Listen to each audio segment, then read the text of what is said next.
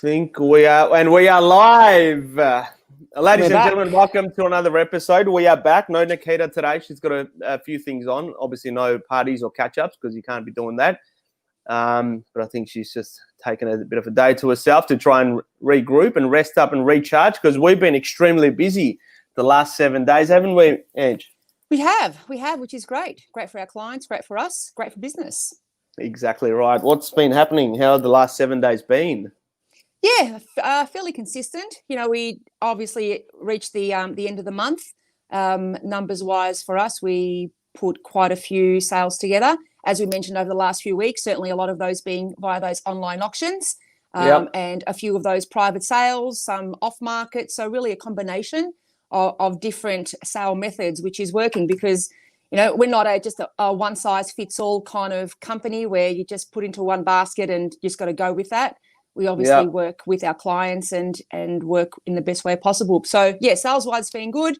And you've obviously got the numbers as far as listings and appraisals, and they've been fairly consistent and some really good numbers there. Yeah, some good numbers. I think we did about 15 listings for the month of July and it's still going. We're expecting a few more to come onto the market. So one of the discussions we've been having a lot with buyers at the moment has been around the shortage of stock, which is obviously true. There is a bit of a shortage of stock, isn't there? But at the same time, we're starting to see more and more properties pop up on the market. Yeah, that's right. And this is what I expected early on as well. Yeah, and with the new properties that are launching and entering the market, I know there was a few that went online in Cheltenham and Mentone in the last 7 days, and I know there's some that you've been doing a few private inspections, and so have I. What are you seeing at the private inspections? What are the buyer conversations like? Are they still fairly confident around? Yeah. Private inspections have been going really well. I've had a number of buyers come back for a second look. So that's obviously, you know, they're those key indicators that they're showing some interest. So again, you know, it hasn't really changed over the last few weeks. The numbers aren't huge, you know, the number of private inspections, but the quality is great. Yeah. And it's interesting you say the quality is great because I'm finding the same. I think Nikita and I had a conversation yesterday and we're saying part of what I'm enjoying with this is the one-on-one time. Of course, with masks, so they can't really see us. And that's through the eyes.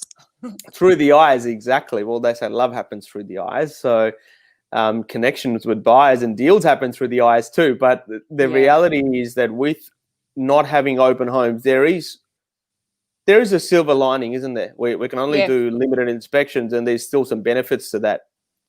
Yeah, I'm really, really enjoying them. I mean, as much as a lot of us agents enjoy the big open homes that we throw, and there's lots of people coming through, buyers and usually some neighbours and some people just starting, you know, it creates a lot of energy.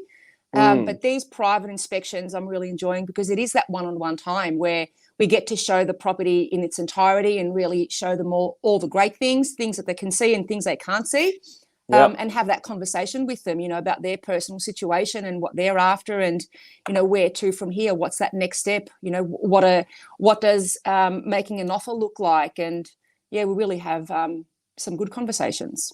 For sure. Talk to me about pre-auction offers. What's your take on that at the moment? Of course, you know, we're always open to pre-auction offers, and we do make that clear. And I guess, it all comes down to the owner situation, and some owners give those instructions where they're open to pre-auction offers, where some just aren't. It could be just the family situation where they just have to go to auction. But in the situation where we are open, we'll have that discussion with the buyers and keep it quite open and recommend if they do have any interest to put something forward, and we can only just test the waters. Exactly right. We don't know what we don't know, and having conversations is very, very crucial. We're going to have Damien on shortly as well, and Damien today is going to talk to us about the property management side of things because that's been one of the questions that you and I have been getting asked a lot is how's the rental market traveling and what's we've actually spoken to a few sellers recently who've got a tenant in the property and they want to potentially look at selling the home and what does that look like? What's the process? Can they sell a property with a tenant in at the moment? Damien's going to guide us through that, and also for people that are watching us who own investment properties or they've got friends and family who own investment properties. He's obviously going to talk a little bit about how that market's performing and and a few bits of information around the rights of landlords and all those sorts of things, which I'm really excited for today. Yeah. For the last 7 days, what was your highlight, Angela? What would you say was looking back, exciting? highlight. What happened last weekend? This wasn't a 7 part of days what we were ago. going to Gosh, talk about today. You're testing me. Barely remember what I did this morning. Put you on the spot. Remind me, what did we have on the weekend? We had a couple of your auctions, I think. Look, it's been a pretty good listing week for me. There's a property that I've got coming up for auction in August, and finally putting the paperwork together for that property. That's number 6 Sunray Avenue, Cheltenham, a beautiful renovated home. So the highlight for me with that property was we initially put it on as an off-market listing, just a quiet listing, just mentioning it to our database of buyers. But that obviously didn't generate the buyer interest that we were looking for. So putting it out on the public market, that'll be launching today. So, yeah, look out for that property. I think that was my highlight this week. Yep. And I'll share my highlight.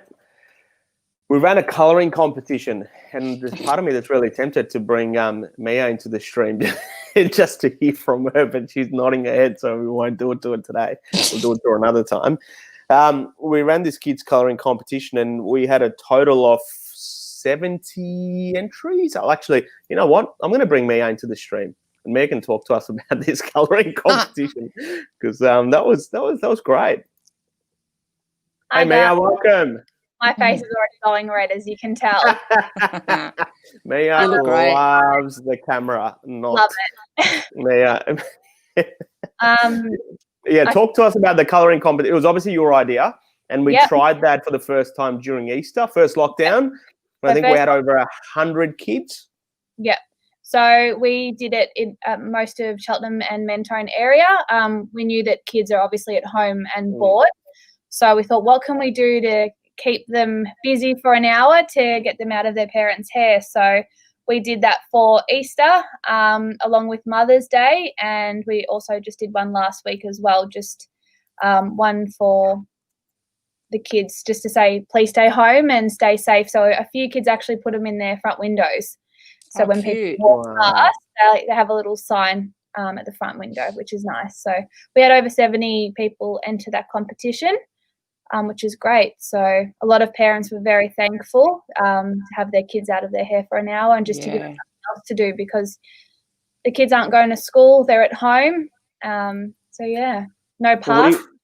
We actually got some really good messages too yesterday, didn't we? Especially with some of the gifts you dropped off to people and how excited these kids were. You picked a few winners, and I think we did zones, so kids from so from 1 to 5, and then 6 to 10, and then 10 to 14. We only had one kid that was below 1 year old that entered the competition. So wow, category. I actually got this voice. Mia and I got sent this voice message yesterday, so we got sent this image. I don't know if you can see, but Mia dropped off another colouring book as a prize, and then we got sent to us. I'll play this. I don't know if you can hear it. Look, there's something on our doorstep from the colouring competition. From yesterday? Yeah, from the one that we did yesterday. Oh, Bruce, there's something on our doorstep for when we get home. Isn't that exciting? How good is that? That made my day. Oh, they're the best. We got some incredible messages from parents who were obviously excited, and there was something else that was exciting. One of our clients who we sold for dropped off a nice hamper for us with a lovely card. What was that about, Mia? So we had sold her house 2 years ago now in December 2018, and in the meantime she hadn't found anything to purchase, so we've been helping her through the process, keeping in contact with her. And when she finally found the house of her dreams, she ended up purchasing it I think 3 months ago, and just been in contact with her the whole way. And on settlement day we caught up with her and gave her a bottle of wine to say congratulations, no more looking to purchase anymore, and now she can just relax. So yesterday she came and met me at the office and gave us that hamper just to say thank you so much for being there along her selling and purchasing journey. That's incredible. My dad always used to say, take care, look after people, and money takes care of itself. And it couldn't be more true, because I called her after we received that just to say thank you so much and to tell her how much we appreciate the thought of everything we did, but just hearing her experience from start to finish. And a lot of times we sort of think, the expectations aren't that high. They just want us to give them everything we promised, which obviously we did and we do. That's a part of our DNA as a company. But just how much that has been, life-changing for her with her journey with selling a home and buying a home. And that was definitely one of our major highlights, along with the 50 or 60 entries that came through with the colouring competition. I absolutely loved it. Beautiful. So thank you so much, Mia. Yeah. That's right. And then our recent sale at Wells Road off market as well, which was a great story we had. Absolutely. That was an incredible story. We had a buyer that missed out on a property in Paddy Street, and we were calling them every week with just updates on new properties that are popping on the market with us, with other agents. Just telling them, hey guys, we've seen a property which you might like. It may be suitable, rah. Never returned our calls until probably 4 weeks later. They had a property in Queensland that they were trying to sell, and that had sold. So they called us back, and when they called us back, we sort of said, oh, look, we've got a property in Wells Road. It's off market. It's in Beaumaris. You said you wanted something that you could renovate and put your own stamp on. So this property has all those things. Let me show you through. They have a look. Day later, they make an offer, with the price the owners wanted and some more, and the right settlement terms. They purchased the home. Beautiful young family. They're elderly downsizers who wanted to sell. They've got the settlement terms they want. They've sold their home for the price they wanted, and they can move forward. All of this without the hassle of going to auction. So they're extremely appreciative of that. And I think that's been a major highlight for the week. Yeah, and they obviously didn't look at Beaumaris before. They're new to the area, so they were just looking in Mentone, and now they've purchased in a different area and they've fallen in love with it and everything Beaumaris has to offer, especially how kid-friendly it is. Absolutely. And more important, we always talk about this. People don't know what they want until you show it to them. So a lot of times they may have a criteria in their mind, and that's something we've been very good at. We showed this property to these particular buyers and they ended up buying it. So my last and final highlight is we welcome Dylan this week to the I know, team. I didn't mention that. I was just sorry, about Dylan, to if say you are it. watching. You. Angela's already forgotten, mate. She's moved I on. haven't forgot. Massive highlight. Massive. That's a massive highlight. And what's Dylan's role going to be?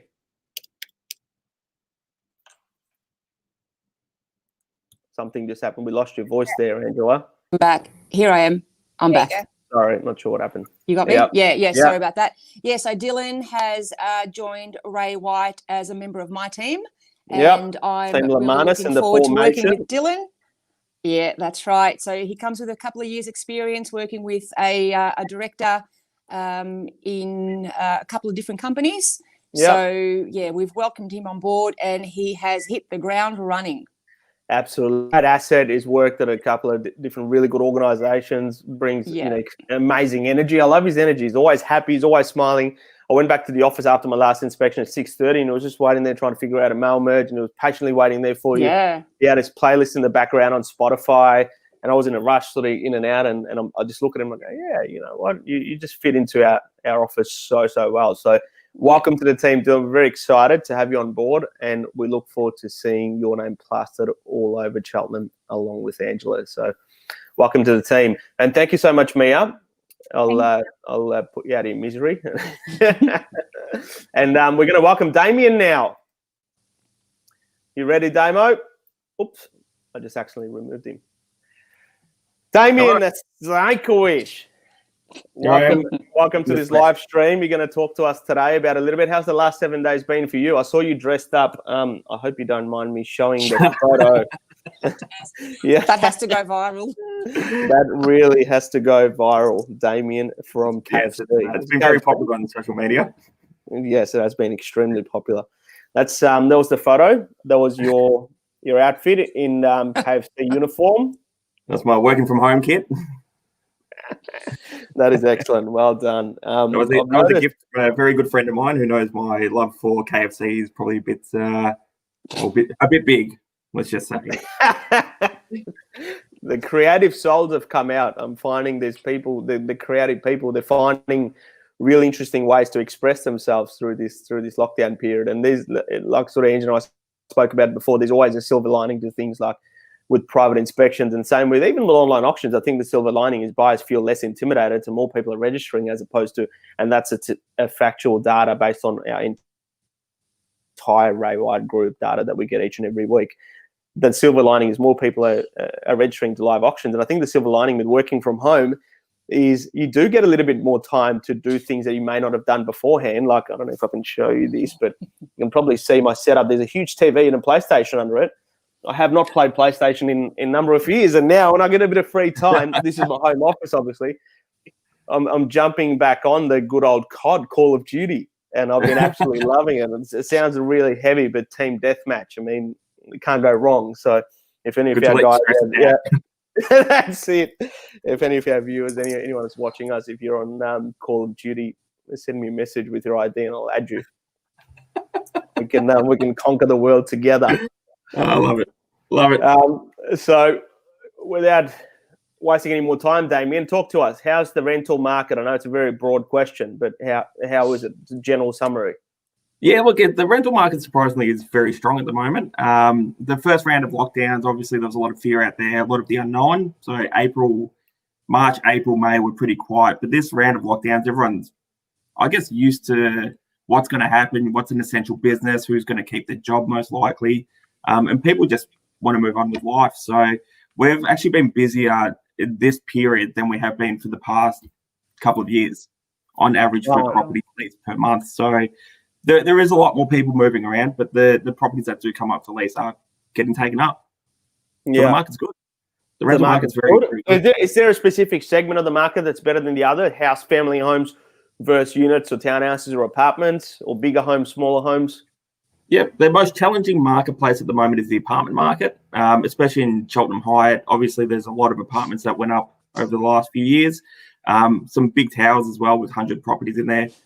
The demand dropped off because a lot of these people that are typically drawn to these types of properties are your retail workers or your hospitality workers who unfortunately have lost their jobs or on reduced income. So at the start of the year, a lot of these apartments came up for lease as tenants moved out and broke their leases. And some have struggled to lease, obviously, with the social distancing guidelines that we have in place and people wanting to stay away from each other. That appeal for an apartment lifestyle isn't there anymore. People are switching more towards units, so they're a bit more freestanding where you don't have 100 neighbours on top of you. So what do you do? What would you do for the investors who do have these apartments? What are your recommendations to get them leased? If you have an apartment and you're struggling to lease it, you have to get an agent. Call me first of all. I will guide you in regards to the best way to do it. But at the moment, it's just you've got to be the cheapest or one of the cheapest in the building. If there's 4 floor plans that are similar to yours that are available for rent at the moment, it's going to be the cheapest one that leases first. What's your mobile number, Damien? And I'll put it on the screen. Sorry. So what's your mobile number? I'll put it on the screen so people can call you. 0437 778 617. And then I guess you could always review that rental in 12 months. So if you're lucky enough to secure a tenant, even though they could be on a reduced rental, at least you've got an income coming in, and then review it in 12 months' time.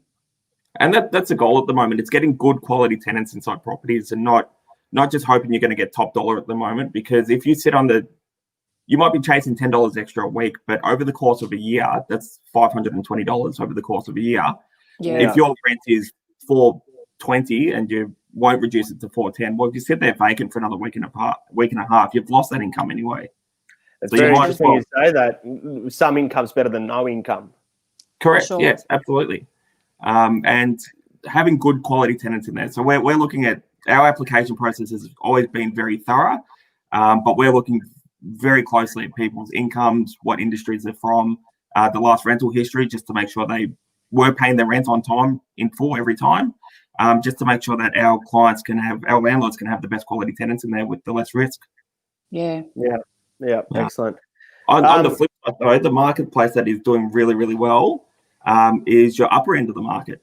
Surprisingly, there's very little drop in the upper end of the market. By upper end, I mean over about $700 per week in our area. So if you look at something like Angela's 92B Lower Dandenong Road, which unfortunately didn't sell at auction, we took it over for rental. The owner there wanted to lease it out and get some income and reassess in 12 months' time. And we leased it after the first inspection. So For how There much? is a demand out there for good properties. How much did you lease it for, and what kind of property? Oh, well, it was a 4-bedroom brand new townhouse in Parkdale, just walking distance to the shops and transport and everything. And you leased it for how much? $780 per week. Wow. And keep in mind, it is a main road address. So if you took that, And it was, obviously a subdivision. correct. Yeah. And we leased leased 92A Lower Dandenong Road, which was a smaller 4-bedroom townhouse after 1 week as well, for $720 per week. Mm.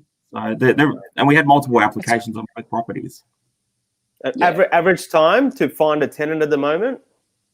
If you take the whole market as a whole, so in March, the average days on market as everything, like apartments, units, townhouses, everything, was 14 days.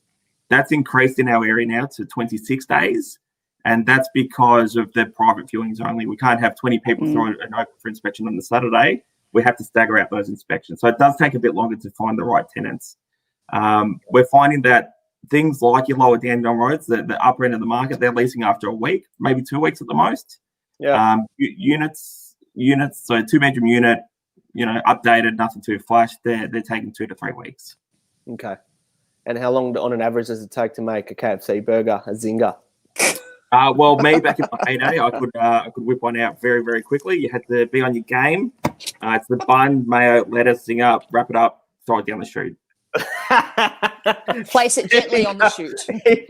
Throw it down the chute. There was an announcement on TV earlier, and there's no further restrictions at this point. But if there are any further restrictions that happen, at least now people have the recipe on the best way to make a KFC zinger.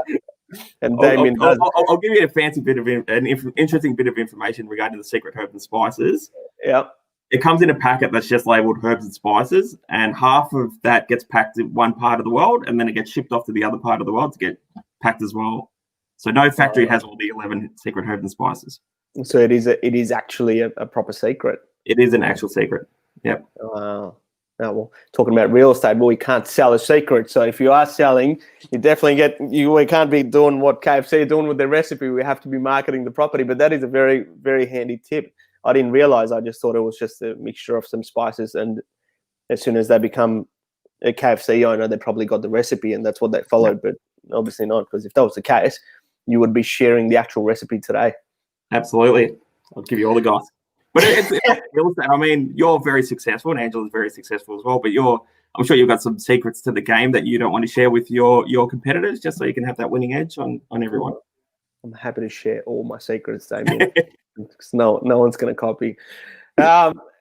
What rental arrears? That's been a very interesting topic. That's a lot of people, especially the ones that are in the position right now, considering finding a tenant or just to sort of from an outsider looking in, is there a huge amount of tenants in our markets that aren't paying their rent, have they been heavily affected? I mean, we've got a pretty substantial rent roll that we manage, I think just over 700 homes, and our other business at Cranbourne has over 1,500 properties now. So the data that we're going to have is across, quite a large number of homes. But how's that been, rental arrears? So when we talk about rental arrears, we talk about tenants that are behind in their rent or non-payment of rent. We've calculated a bit of a different way than some other agencies. We say, okay, even if you're $1 behind, we're going to put you for the whole amount behind, type of thing. It's like a worst case scenario type of doomsday way of looking at things as a business. In the pre-COVID marketplace, our rental arrears would run at around 2% of the portfolio. So 2% of people behind on their rent on a payment plan or just not paying for various reasons. When the first round of lockdowns did happen, we did anticipate that we're budgeting for about 20%, to be honest. We were thinking all doom and gloom. It only peaked around 10%, and that's already come down to about 5%. So a lot of landlords and tenants have negotiated a deal. Tenants that did lose their jobs in March, April, in that period have found other work. So they've been able to go back to another payment plan, get in front of their rent. Other tenants are on payment plans or deferred payments of sorts. So it's not as bad as what we first thought. But it is, as a landlord, you do have to negotiate with your tenant if they do claim some type of hardship. Yeah. Yeah. And with regards to landlords who want to sell their property, so we're dealing with a couple of parties. We've just listed a home in Blackrock, and that's currently got a tenant in place, and they're obviously intending on selling the property. What can a landlord do if the tenant's out of lease? Can they serve a notice to vacate? So you can't. So notice to vacate's a banned at the moment, pretty much, unless it's something in extreme circumstances. But at the moment, you can't serve a notice to vacate to a tenant. That is scheduled to finish at this stage at the end of September, but we don't know. They might extend it, like JobKeeper, JobSeeker was extended. It could be extended with certain criteria. Who knows? But at this stage, you can't physically serve a notice to vacate to a tenant. Angela, we can sell with the tenant, though? Yes, correct. I was about to say Angela just sold a property recently for Callaghan Court in Cheltenham, which had a tenancy in place. Yeah. You just have to be mindful of the tenant situation. You do have to be very mindful of the health and the safety factors. As long as you've, doing the right thing by the tenant, most tenants will be fine with it. And look, if you have to maybe incentivize them in one way or another, bottle of champagne or a week's free rent or something like that, it's every little bit does help when it comes to a situation like this.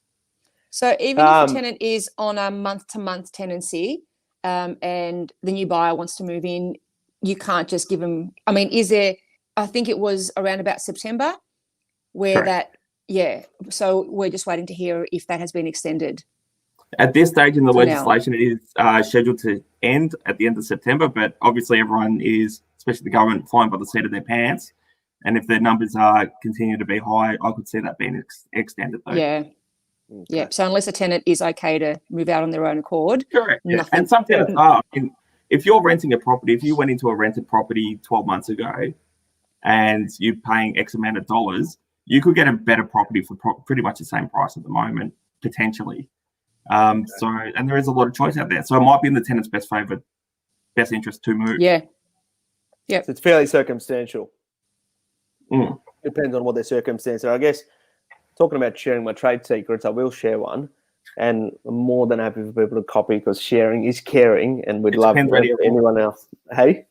Get your pens ready. Yeah, this is a very little tip. But with obviously working with tenants, one of the first things that I like to do personally is just make sure that you're trying to remove the panic out of the situation, because I know I've been a tenant for a number of years previously, and I know that and it actually happened when me and my sister used to live in Geelong in a rental property, and the owners had decided to sell the home, and it's sort of the first thing you think, oh, am I going to be kicked out of the home?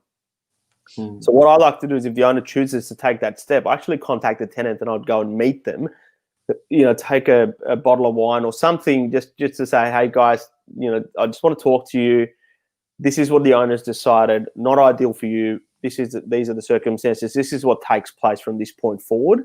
And just really sitting down with them and explaining to them the process, because otherwise sometimes people can just think, oh, what happens to me? What about me? Are you just going to rock up anytime into my home? Because it is their home. They're living there. They've got the right to quiet enjoyment, and it's our moral responsibility as well to make sure that we're not, hassling them too much. And especially in a time like this, where everyone is nervous and worried and a little bit scared to some degree, just making sure that the tenant's obviously calm, collected, but I always recommend our vendors who are selling with a tenanted property to actually incentivize the tenant too.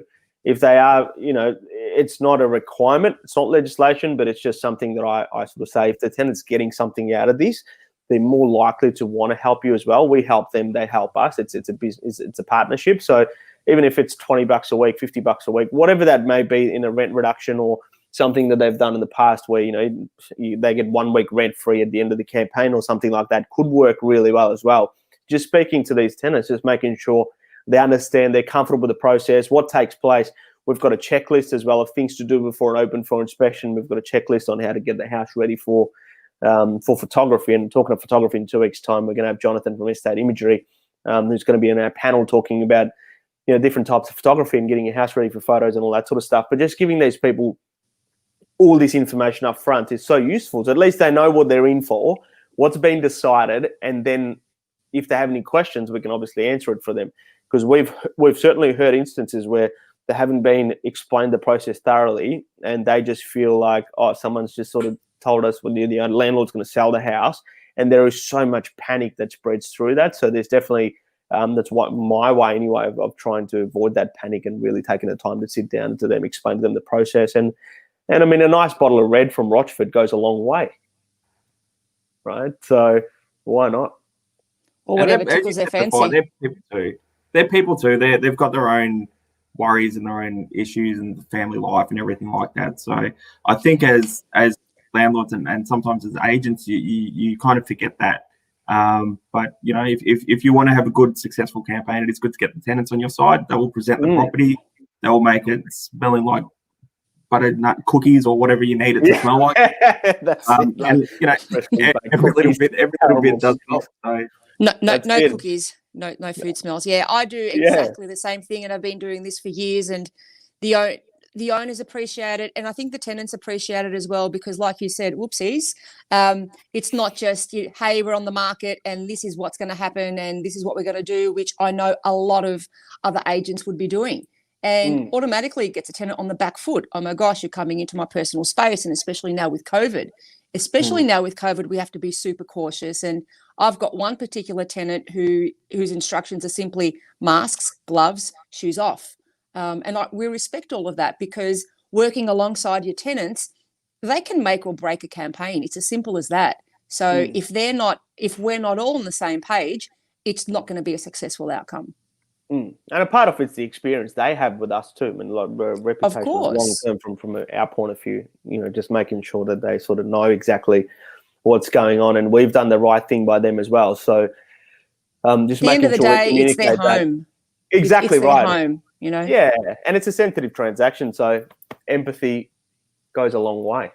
On the flip side of that as well, I mean, if you have a tenant that won't present the property in a good light, you know, messy, dishes not done, beds not made, whatever it may be, if an investor buys that property, their first thoughts in regards to that tenant is that they're not, you know, they're messy. They're not going to maintain my investment property. So it could put them in a precarious position at the end of the lease. Who knows? Exactly. Totally. Last question before we start wrapping up. Is there less properties coming on the market on the rental side than what there were historically around this time of the year? No, not this time. First lockdown, yes, the stock levels actually skyrocketed. A lot of people with fear. So our stock list, we carry around 20 properties at any time available for lease, which is about 3% vacancy rate.